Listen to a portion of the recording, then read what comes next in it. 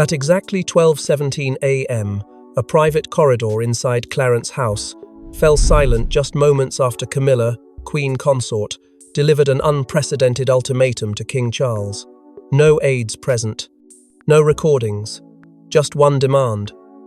Either I get what I was promised, or you choose your heir. What followed sparked a chain reaction that's shaken the palace to its core. Before we go deeper into what this really means for the royal family, make sure to subscribe so you don't miss a single update. For months, tension had simmered beneath the surface, unspoken glances, whispered discontent, and the unmistakable feeling that Camilla's shadow, once confined to the periphery of royal life, was now straining against its limits. Her ascension to Queen Consort had not quenched her thirst for recognition, it had only magnified it. She watched as Catherine, Princess of Wales, quietly stole hearts across the Commonwealth. She noted how crowds cheered louder, how headlines favoured her elegance, her grace. Camilla began to fear that history would remember her not as queen, but as an afterthought, an accessory in Charles's reign, forever second to Diana's legacy and now eclipsed by Catherine's rise. That fear curdled into frustration, and frustration became a demand. That night, under dim chandeliers and decades of royal history staring back at her, Camilla stood firm. She wanted more. Not just ceremonial appearances, but the authority to lead royal councils, to stand beside Charles in matters of policy, visibility, and influence. She invoked Queen Elizabeth's enduring stature not out of reverence, but as a benchmark she insisted she could match. Charles, blindsided, reportedly didn't speak for nearly a full minute. He hadn't expected such a direct challenge. Not from Camilla, not now. She cited examples, moments where she was excluded from briefings, denied invitations, corrected by aides in front of Catherine. One insider would later whisper that Camilla accused Charles of choosing Catherine over your own queen. In that moment, it wasn't just about titles, it was about identity, validation, and power. She wasn't requesting authority. She was demanding to be seen as irreplaceable. Witnesses, though few, were privy to the inner sanctum, later described the aftermath. A staff member who happened to be within earshot heard what they called a shatter, the sharp sound of glass, followed by hurried footsteps and a heavy door closing. Camilla reportedly retreated into her private quarters, while Charles remained in the corridor, unmoving, silent, processing. That silence, aides would say, lingered unnaturally long, an entire reign compressed into a single moment of reckoning. The king was forced to confront a question he had long evaded: how to balance his loyalty to the woman who stood beside him during exile, scandal, and rebirth against the future of a monarchy he swore to protect. It was no longer theoretical. Camilla had placed the crown at a crossroads, and Charles could no longer afford to stall. But what Camilla didn't anticipate was who Charles would turn to next, and how his quiet phone call to Sandringham would rewrite royal loyalties overnight. When Prince William's phone rang at 2:03 a.m., he was not asleep. According to sources, he was pacing, reviewing briefing notes ahead of an upcoming engagement without Catherine. But the voice on the other end wasn't an aide or secretary. It was the king. And the words were simple. Camilla has made her move. Are you ready to make yours? William didn't hesitate. For 18 months, he had watched the balance of power tilt uneasily, caught between diplomacy and instinct. Camilla's presence had grown heavier, her influence bolder. She had begun to occupy space in ways that didn't just challenge Catherine's role, but threatened to blur the entire royal narrative.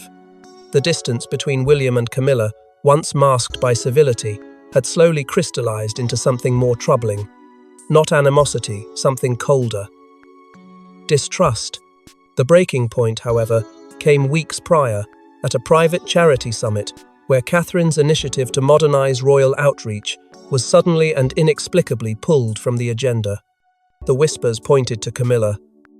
No explanation. No confrontation. Just silence that cut deeper than words. It was clear to William that this wasn't accidental. It was intentional obstruction.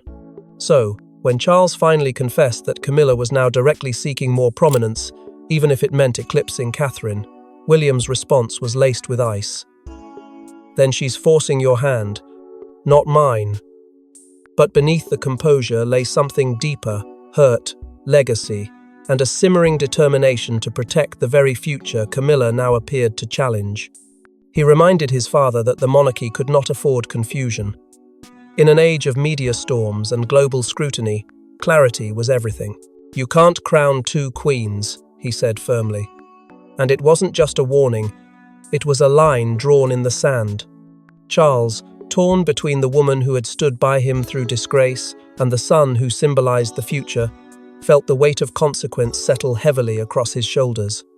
But that night, something shifted between father and son.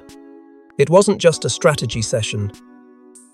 A subtle, almost invisible realignment of power, a mutual understanding that the crown, to survive, must evolve, and that evolution no longer had room for competing thrones. William, often painted as the dutiful heir, was no longer waiting in the wings. He was stepping forward. Not to seize, but to protect. The legacy of his mother, the credibility of his wife, the image of a monarchy that had fought to regain public trust. And Charles, for the first time, seemed ready to listen not just as a monarch, but as a father. Their alliance, though unspoken, was unmistakable. They would move forward, not against Camilla, but beyond her. Yet, even as William hung up the phone and the corridors of Sandringham fell quiet again, a different kind of storm was gathering force. Because while father and son were aligning behind closed doors, Camilla had already sensed the shift and was preparing to strike before her crown could be dimmed.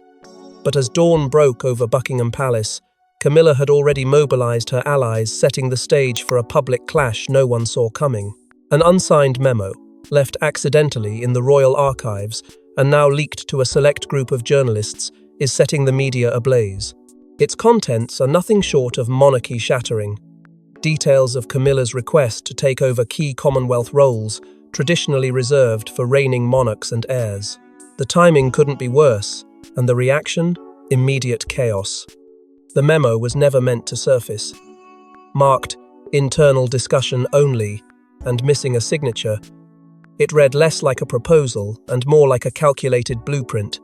Within its pages, Camilla's ambitions were laid bare, her intention to preside over Commonwealth heads of government meetings, to review and potentially revise royal ceremonial protocol, and to assume decision-making responsibilities traditionally aligned with the sovereign or their successor. The phrase, "operational Queen authority," was repeated no fewer than 4 times, each time more assertively than the last. At its core, the memo envisioned a seismic shift, Camilla, not as a supportive consort, but as an executive presence within the institution. And in a family where symbolism is everything, the mere idea of such a shift sent tremors through the palace halls and headlines alike. The press, always hungry for palace intrigue, latched onto the memo's contents with ferocity. Articles questioning Catherine's diminishing visibility collided with opinion pieces accusing Camilla of systematically sidelining the younger royals. One headline screamed, "Queen in waiting" or "Queen in action." Public backlash ignited in real time. Online petitions demanding that Queen Camilla be stripped of certain titles began to gain thousands of signatures. Commentators accused her of trying to rewrite the order of succession from behind the throne, while others insisted she was seeking to erase Catherine's public image altogether. The narrative, whether true or not, had taken hold, and it was damaging. Yet perhaps most damning of all was the silence from William's camp. No denial, no outrage, just stillness. And in that stillness, speculation thrived. Palace insiders, whispering in hushed tones, claimed that William had been informed of the memo weeks ago, that he had known something like this was coming, that perhaps, just perhaps, its release wasn't as accidental as it appeared. Rumours swirled of a senior palace figure, loyal to the Prince of Wales, who had grown weary of Camilla's influence and strategically leaked the document to stall her momentum. No names were given, no confirmations offered, but the tension between the Queen Consort's circle and William's inner sanctum was undeniable. The walls of loyalty were cracking, and for the first time, Camilla found herself not just questioned but actively resisted. And yet, Amid the media firestorm and internal whispers, Camilla remained defiant. Her team denied wrongdoing, claiming the memo was a working draft, not policy, and insisted her role remained supportive to the king. But few believed it. The damage had been done. Public trust, once a fragile thread, now teetered on the brink of collapse. And while she fought to salvage her standing, a much larger decision loomed. Because in the Highlands of Scotland, far from the headlines and hysteria, King Charles had retreated to Balmoral. And there, in the quiet of stone walls and ancestral memory, he was preparing to break his own silence with a decision that would not only change royal operations, but shatter the equilibrium of the monarchy itself. With reputations spiraling and pressure mounting, all eyes turned to Balmoral, where King Charles prepared a decision that would shatter royal equilibrium. In a scene described by insiders as eerily calm, King Charles summoned his inner circle and delivered a 4-word sentence that would redefine the royal family's power map. William will take lead. No explanations, no debate. Just a royal decree made without Camilla present, and without room for compromise. After days of relentless headlines, blistering opinion columns, and mounting public discontent, Charles knew the monarchy was veering toward a precipice. The fallout from the leaked memo had become a catalyst, accelerating conversations he had long delayed.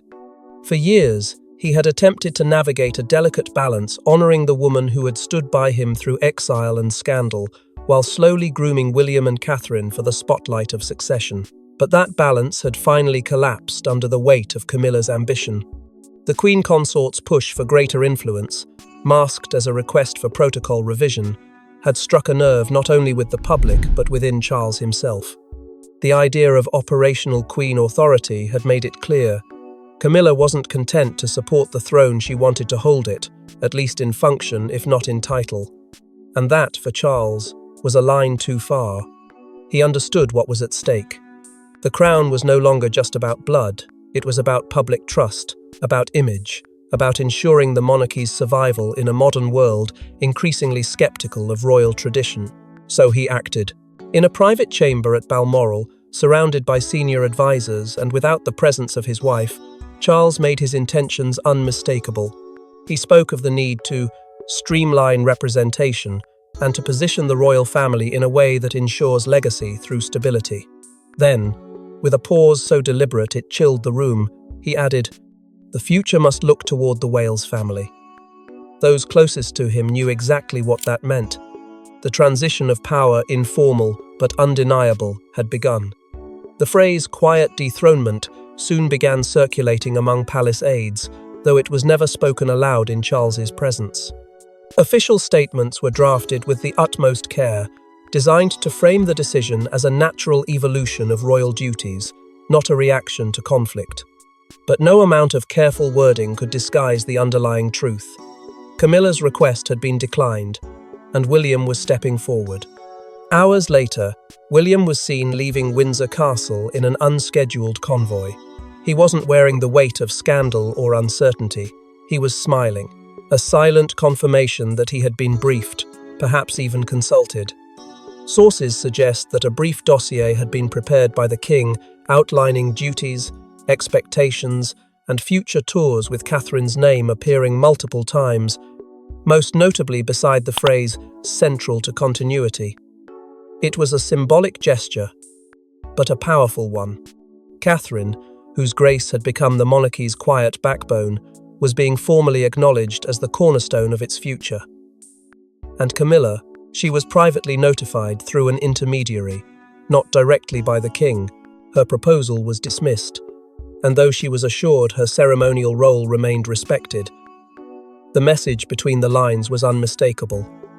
She had overreached, and the crown would not yield to pressure.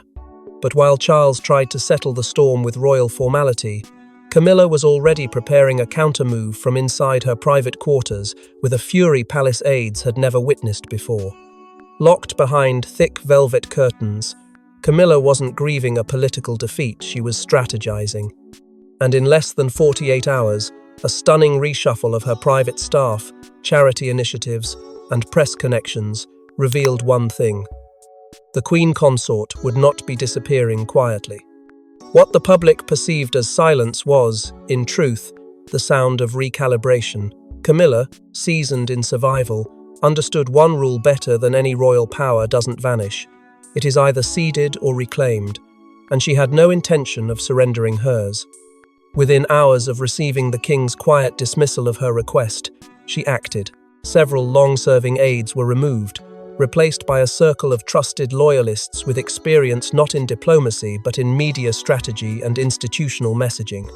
Behind palace doors, she began reasserting authority over key patronages, quietly taking control of scheduling and public messaging without Charles's prior knowledge. These were not ceremonial tweaks. They were tactical footholds, designed to signal that she remained a force within the royal system and would not be erased. Simultaneously, Camilla began reactivating connections forged over decades. Editors of loyal publications received subtle feelers. Former aides, silenced or sidelined, were contacted. The Queen Consort was building a new communications machine not to defend, but to define. Stories began surfacing that painted her in a softer light. The tireless worker, the misunderstood matriarch, the woman holding a fractured monarchy together. But underneath the spin was a far more explosive intention. Aides reported a shift in tone. The once careful, measured Camilla was now brisk, cutting, and at times volatile. One staffer described her expression during a private debrief as calculating rage. Another overheard her snap during a tense conversation. "This throne is not a hobby, and I won't be treated like a placeholder." The message was clear. Camilla believed she had earned her place, and she would not step aside quietly for a younger generation that, in her eyes, had yet to prove themselves. Her schedule, once modest, began to intensify. Public appearances doubled, some even scheduled to directly coincide with engagements featuring Catherine. What may have once been dismissed as coincidence was now viewed by insiders as a deliberate provocation. At a key engagement, Camilla's presence drew press attention away from Catherine's address at a children's initiative, something not lost on William, who reportedly remarked behind closed doors, "So we're splitting the court now." Yet for Camilla, this wasn't war, it was reclamation. She began compiling what palace insiders referred to as a record, a detailed archive of her contributions, from charity work to official tours, media interviews to private diplomacy. Sources claimed she intended to use the document not just as evidence of her legacy, but as a subtle tool of influence, a testament that she, not Catherine, had shouldered the royal burden during Charles's most turbulent years. As her presence grew bolder and her circle tighter, palace tensions began to crystallize into something far more dangerous than rivalry, permanent division. And through it all, Charles remained silent. Whether out of exhaustion, calculation, or guilt, the king refused to intervene, allowing the narrative to evolve without interruption. Camilla had drawn her battle lines, not on palace paper, but in public visibility and silent pressure. The monarchy, already wounded, now braced for internal rupture. Yet, while Camilla reignited her own campaign, a quiet royal figure was about to speak publicly for the first time, and her words would draw battle lines the monarchy hoped to avoid. No one expected her to address the rumours. Yet, at a children's charity gala, standing in front of the press, Catherine, Princess of Wales, spoke with soft power. "True authority is found in service, not in seeking it." The room froze. And just like that, the Queen Consort's ambitions faced their most devastating rebuke. It wasn't just the words, it was the timing. In the midst of an escalating media storm, with Camilla's strategic push for influence still fresh in public memory, Catherine stepped into the spotlight not with force, but with grace. Her presence at the gala had initially been expected to be low-key, another act of quiet commitment in a calendar filled with purpose. But the moment she spoke, it was as if every line of tension that had gripped the monarchy suddenly snapped into focus. Her words didn't name Camilla. They didn't need to. In one line, Catherine had redefined the debate not around power, but around purpose. And in doing so, she drew the public gaze directly to the question Buckingham Palace had tried desperately to contain. Who truly embodied the future of the crown? The reaction was immediate and explosive. By dawn, international headlines carried variations of one sentiment Catherine had spoken, and the monarchy had listened. Pundits called it the most elegant dismantling of a rival since Diana's infamous "There were three of us in this marriage" interview. Social media erupted. Within hours, "Number True Queen" and "Number Not in Seeking It" were trending across platforms, not just in Britain, but globally. Commentators noted how her calm delivery contrasted sharply with Camilla's recent flurry of activity. It was as if Catherine had reminded everyone that real influence didn't have to be shouted, it could simply be lived. And that message struck a nerve the palace hadn't anticipated. Inside royal corridors, the mood shifted. Palace aides described a wave of admiration and, for some, quiet relief. Catherine had become the monarchy's emotional anchor, and her words reaffirmed the public's trust in the Wales family. William, who had remained composed throughout the week's chaos, was seen embracing her backstage. According to a staff member nearby, he whispered into her ear, "That's why you'll lead." It wasn't a compliment, it was a declaration. Meanwhile, on the other side of the city, Camilla's appearance at a separate engagement was cut short. Reports circulated that she left early, avoiding post-event interviews and press access altogether. Photographers noted her tense posture. And though her team declined to comment, the contrast between the two royal women could not have been starker. Behind closed doors, King Charles was said to be deeply moved. Sources close to the monarch revealed that he watched the gala speech from his private study. For the first time in weeks, he reportedly requested solitude, no advisors, no secretaries, just silence. It wasn't merely the content of Catherine's words that affected him. It was their delivery, their intent, and perhaps their inevitability. For Charles, a man caught between past loyalty and future obligation, the moment of decision had arrived. The monarchy was no longer debating roles, it was witnessing realignment. But with public support shifting rapidly and internal alliances collapsing, King Charles made one final, irreversible move, sealing where his loyalty truly lay. In an official palace document quietly issued under the king's seal, several ceremonial and representational roles are formally reassigned to William and Catherine. The wording is delicate, the implications are not.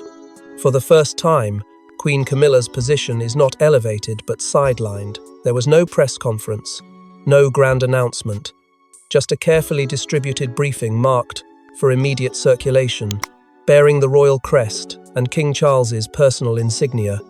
The tone was polished, traditional, and restrained, yet every line bristled with silent authority. Catherine, Princess of Wales, was named as patron of several historic Commonwealth institutions once reserved for reigning monarchs or their consorts.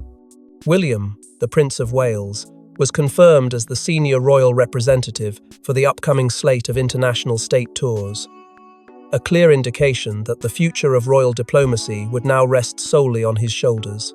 The appointments came with ceremonial weight, but behind the gilded titles lay something far more consequential.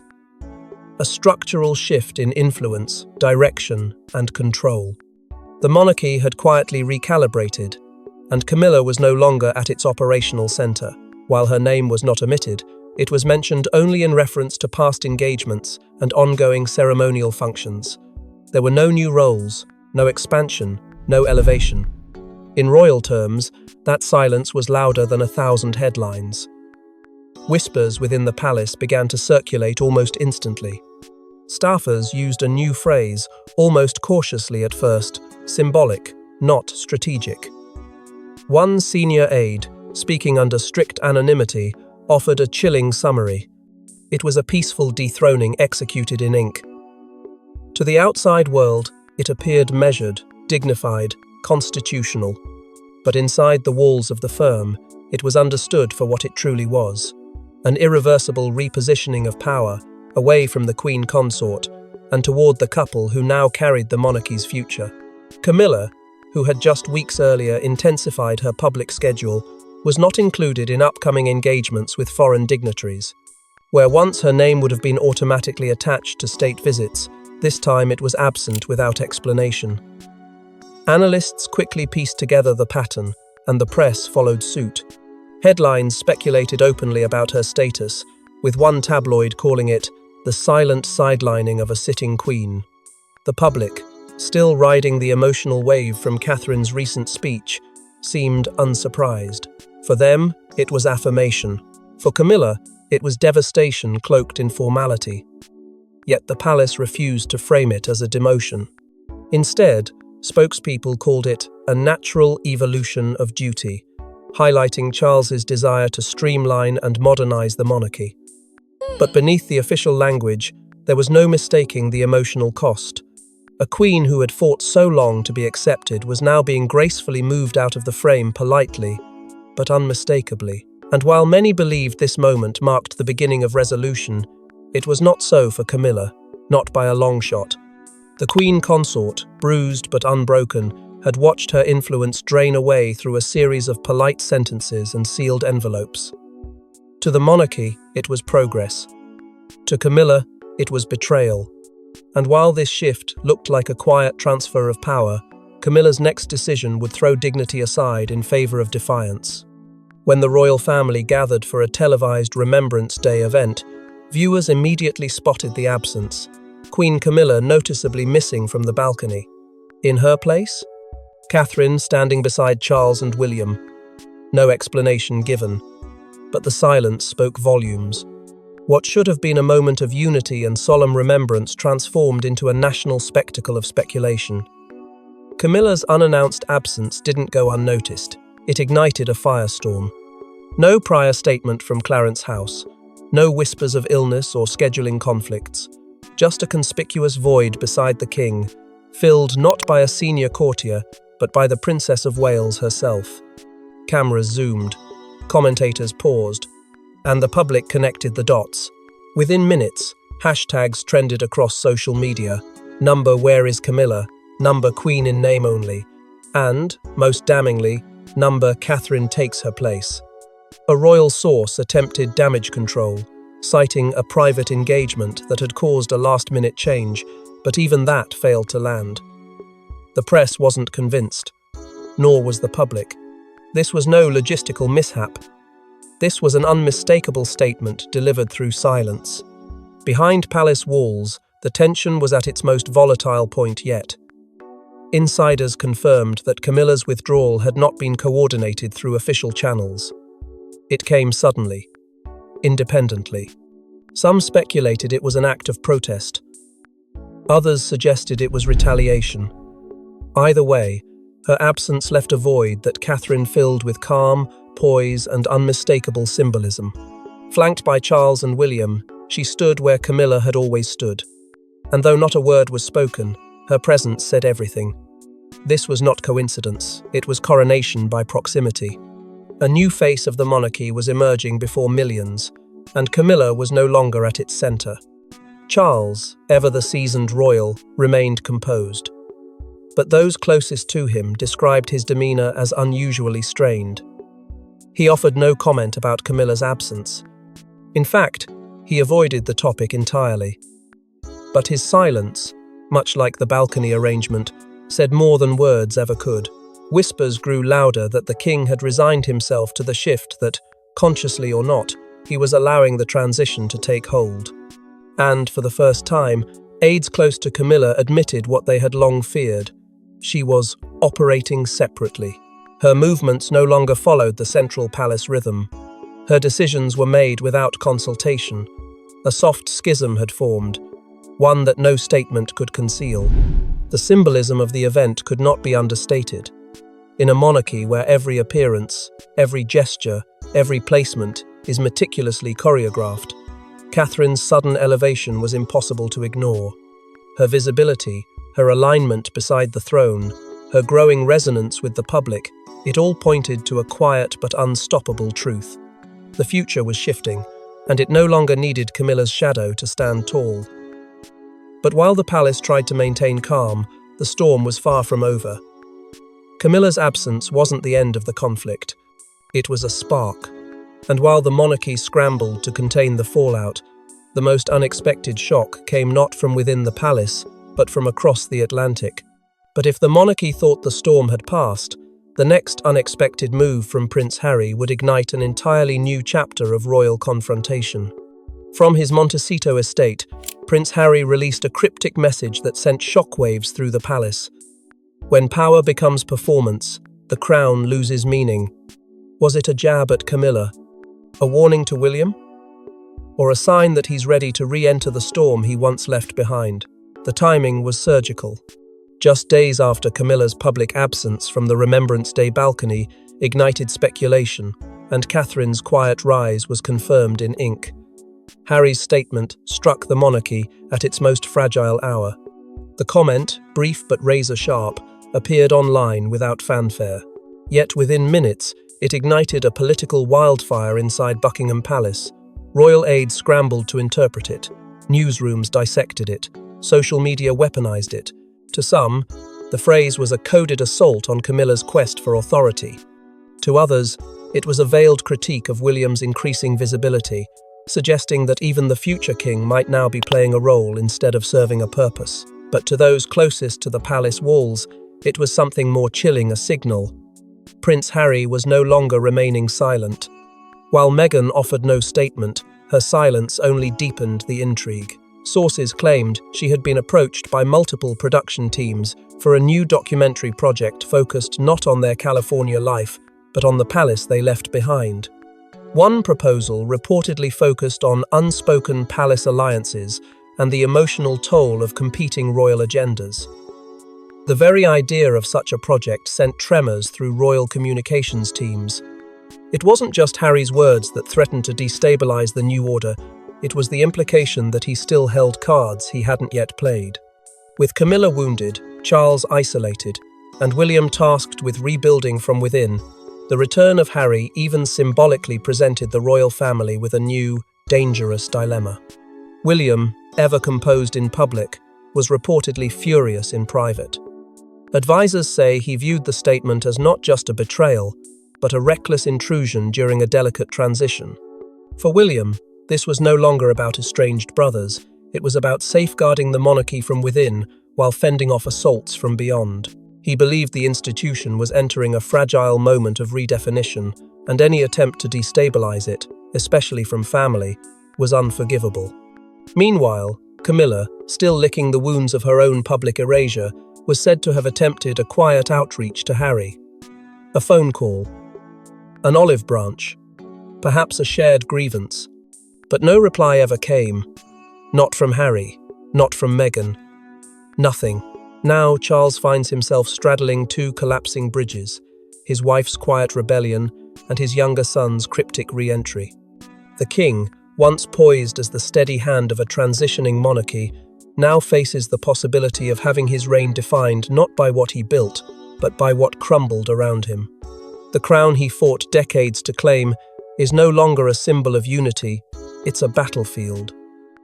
And within it, every silence, every statement, every subtle move is no longer ceremonial, it's strategic. The monarchy is no longer splintering in whispers, it's unraveling in full view. As the monarchy reconfigures itself from within, one truth is inescapable. The war for the crown is no longer about bloodline, it's about public trust, silent power, and the women the world chooses to follow. Thanks for watching. Don't forget to like and subscribe, and we will see you in the next one.